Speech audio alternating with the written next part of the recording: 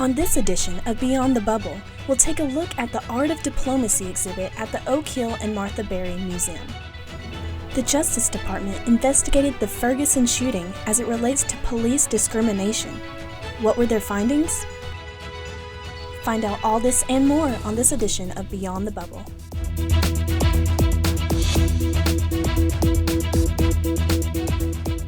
Hello, and welcome to another edition of Beyond the Bubble.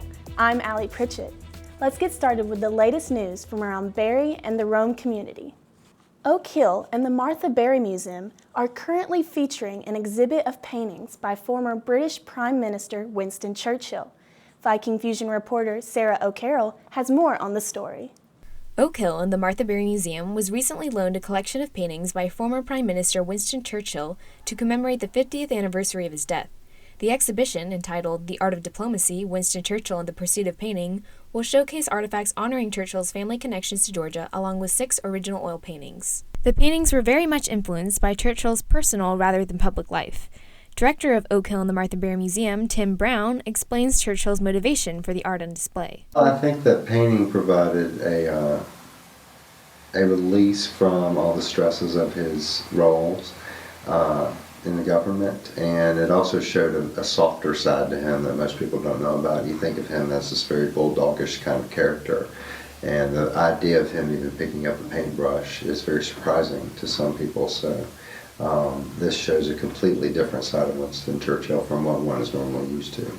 The exhibition, organized by Churchill's great-grandson Duncan Sandys, will travel to 8 cities.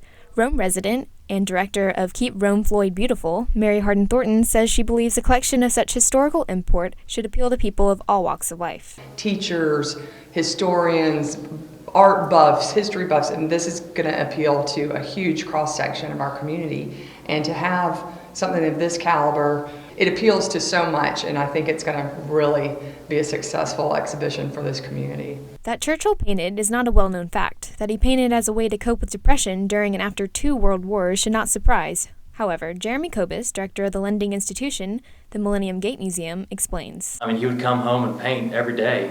He believed that if you are using one half of your brain during the day, writing and reading a lot of the stuff that he did as a politician, then you need to exercise the other half, and they strengthen each other. He's very famous for saying that painting a picture is kind of like fighting a battle. It's kind of the same thought process where you have to think out how you're going to paint the picture and what strategies you'll use. The exhibition opened on February 13th and will continue at Oak Hill and the Martha Berry Museum through March 15th. Tickets are $5 for students and $8 for adults. For more information, visit berry.edu/Oak Hill. With Viking Fusion News, I'm Sarah O'Carroll. Thanks, Sarah. A Floyd County jury sentenced a Rome resident to 6 months in jail on charges of battery. 36-year-old Tavares Dwayne Samples was acquitted on charges of robbery and kidnapping. The case on trial was the kidnapping and assault of the mother of Samples' child. The Rome News-Tribune has more on the story. On Tuesday, the House of Representatives passed a bill to fund the Department of Homeland Security with 257 votes to 167 votes. The bill will provide funding for the remainder of the fiscal year. Without the necessary funding, the Department of Homeland Security would have been forced to close part of the agency. The bill is currently awaiting President Obama's signature.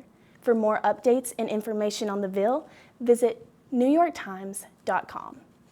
After conducting an investigation into the shooting of a civilian by a Ferguson police officer, the Justice Department has concluded that police officers in Ferguson, Missouri have, according to a New York Times article, quote, routinely violated the constitutional rights of the city's black residents, end quote.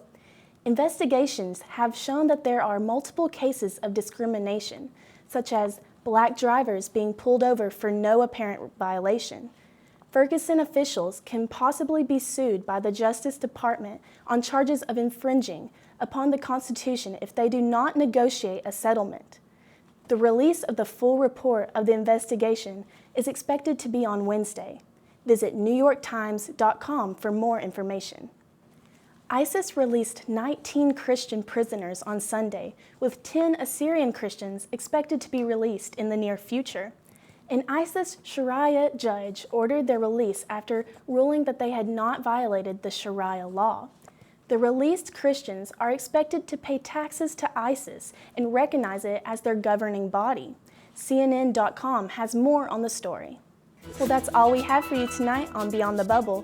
For more information on Barrie, the Rome community, and beyond, be sure to stay right here. With Viking Fusion News, I'm Allie Pritchett. See you next time.